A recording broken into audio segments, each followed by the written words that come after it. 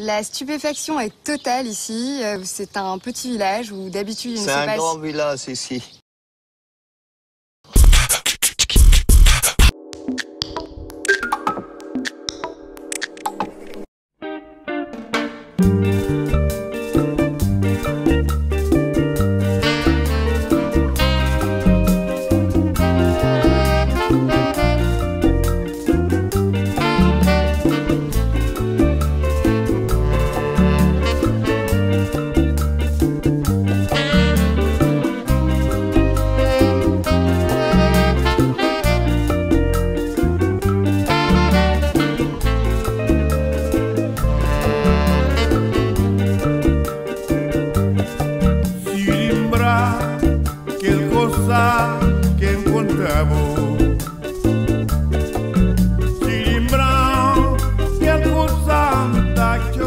Donc, nous avons à ma droite Camille. Bonjour, Camille Forêt, coordinatrice de l'association CRAC. L'association CRAC qui a organisé ce festival qui s'appelle La Vallée, 28e édition. D'accord.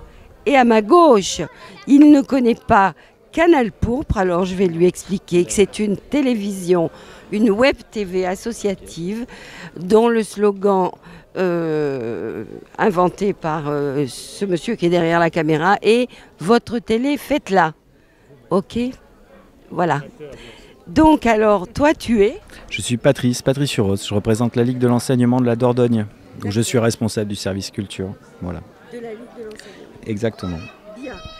Donc une histoire rapide de ce festival. Alors c'est un festival donc, qui a 28 ans, qui est né en 93 sur Saint-Astier, d'abord autour d'un centre culturel et puis ensuite la fabrique tout à fait, et l'envie après d'essaimer sur le territoire, autour dans les petites communes qui étaient autour de Saint-Astier, envie d'aller proposer des spectacles vivants partout et puis pour le plus grand nombre. Donc c'est comme ça que c'est né, autour du jeune public et du tout public. D'accord. Mais ça se fait donc pas toujours à Bourroux. Et non, ça ne se fait pas toujours à Bourroux. Donc cette année, on est sur 7 communes de la vallée de l'Isle. D'accord. Et ça se tient sur combien de temps ? 3 semaines, donc 7 rendez-vous pour le tout public, 7 rendez-vous en après-midi cette année particulière, et puis là 15 jours pour les scolaires. Alors, comment ça se passe pour les scolaires ?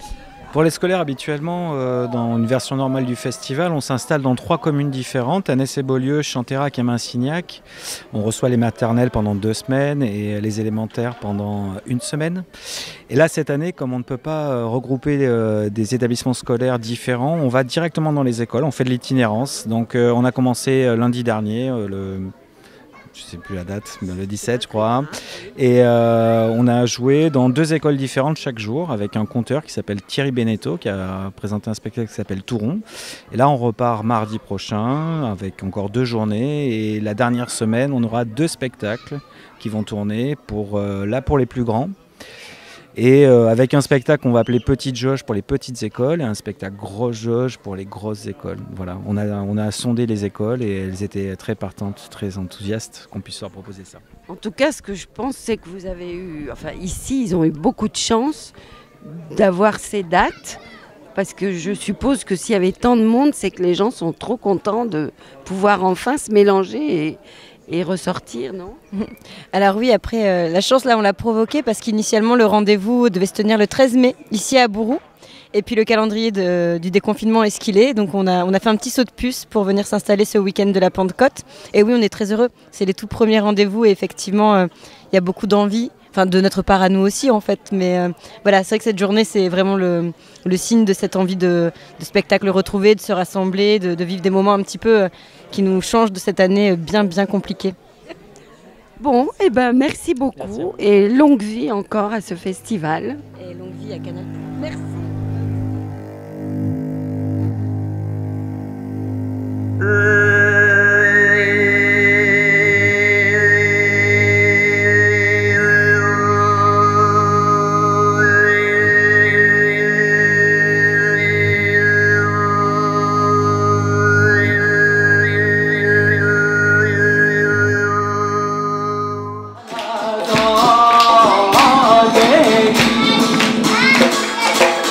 Together.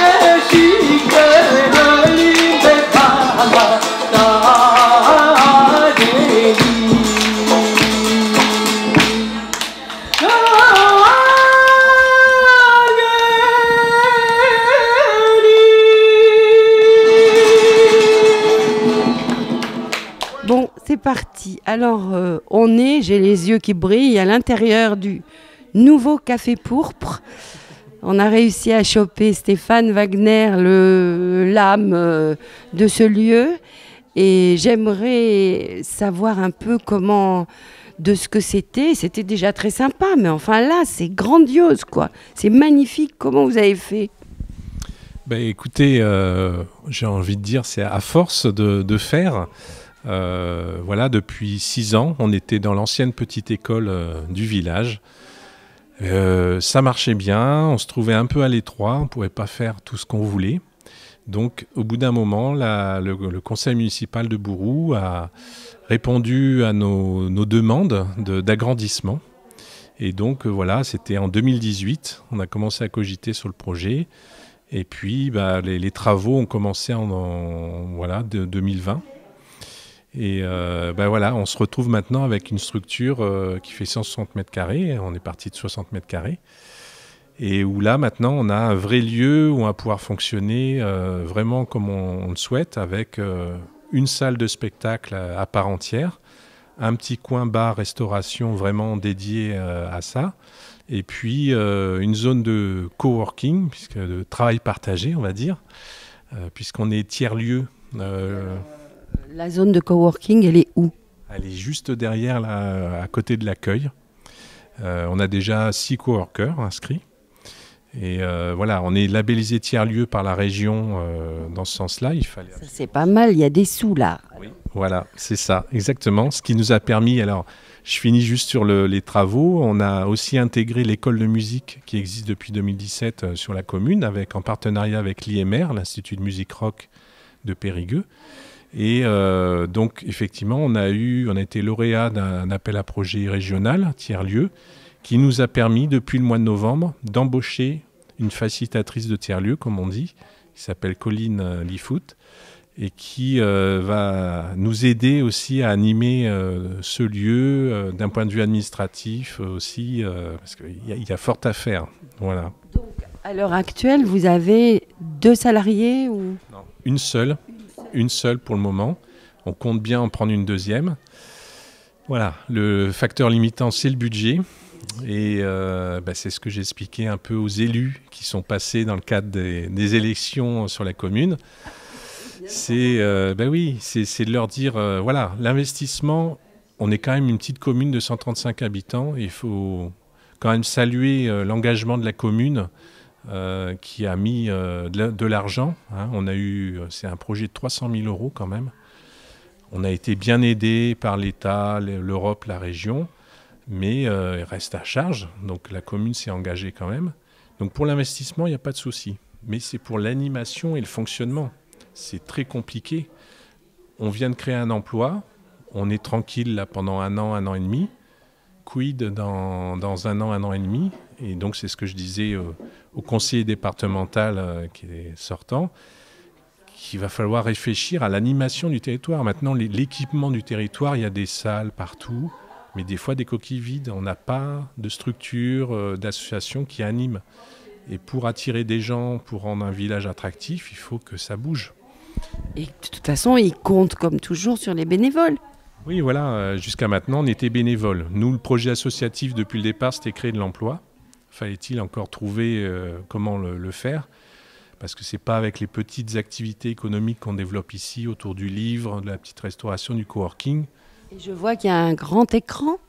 Oui, alors ça, voilà, luxueux parce qu'on travaille beaucoup avec l'œil lucide, qui fait d'Oudjeni qui était là, donc du cinéma documentaire. On a un fil rouge, nous, beaucoup depuis quelques années, autour des migrants. Et voilà, on aime bien aussi ces cycles aussi autour du film documentaire. Donc on a un écran pour ça, on a de la sono, les groupes qu'on va pouvoir accueillir de manière honorable, on va dire, parce que jusqu'à maintenant c'était un peu du bricolage et même de l'éclairage. Voilà, et ça, il a fallu aller chercher les subventions aussi, parce que l'association n'est pas très riche. C'est-à-dire, une fois que les travaux sont faits, il n'y a plus de sous. Alors, les travaux ont été pris en charge par la commune, donc ils nous ont livré un bâtiment nu, et nous, l'association, on est allé chercher de l'argent pour tout ce qui est un peu équipement. Voilà, donc heureusement on a eu ces aides-là, sinon c'est sûr on n'aurait pas pu le faire. Mais voilà, maintenant qu'on a ce beau lieu, il faut le faire fonctionner. Bon, on est plein de bonne volonté, il y a toujours une bonne équipe de bénévoles. On en recherche, il n'y a pas de souci, on est preneur. Mais voilà, il faut que ça. C'est un projet qui dure depuis 6 ans. Mais on aimerait bien que ça dure 10 ans de plus, au moins. Si tu pouvais dire exactement ce que tu voudrais, à part créer 1 ou 2 emplois à plein temps pour pouvoir ouvrir au maximum, sinon, ici passe. Comment ça se passe, par exemple, pour le livre, autour du livre?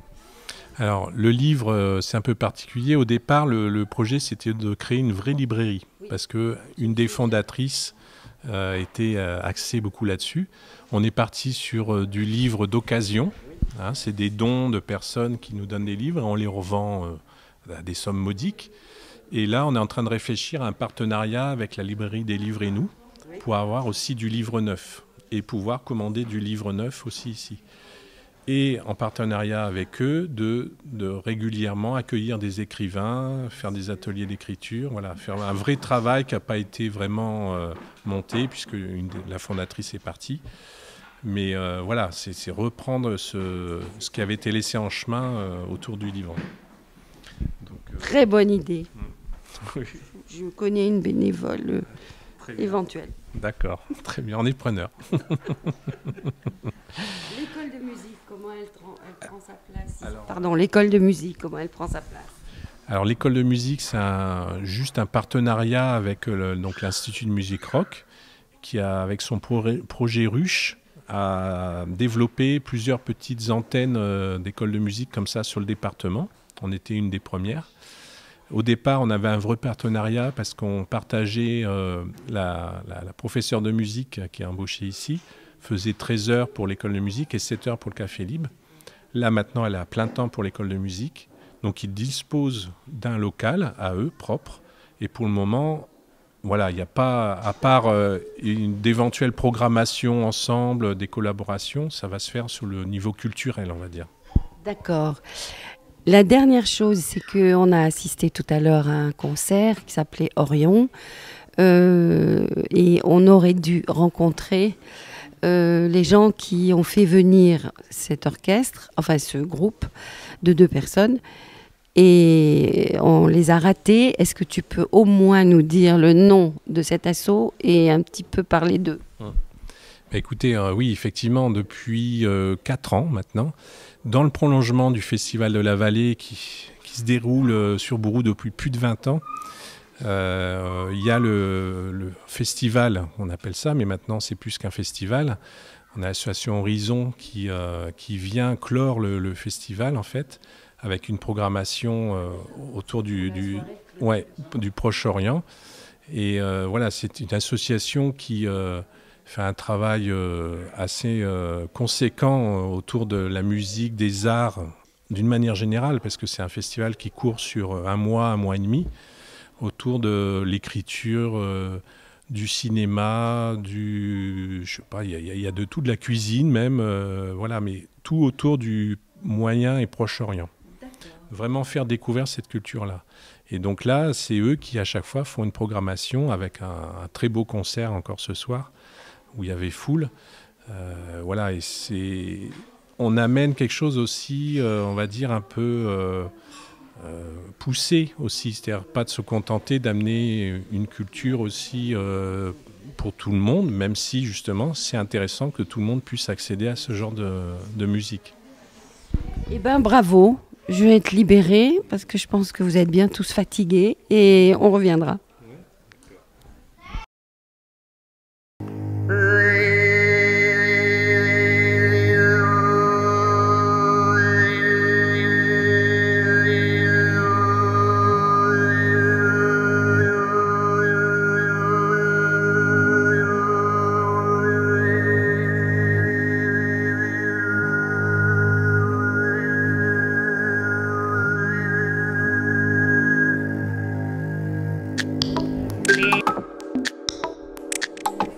La stupéfaction est totale ici. C'est un petit village où d'habitude... C'est un grand village ici.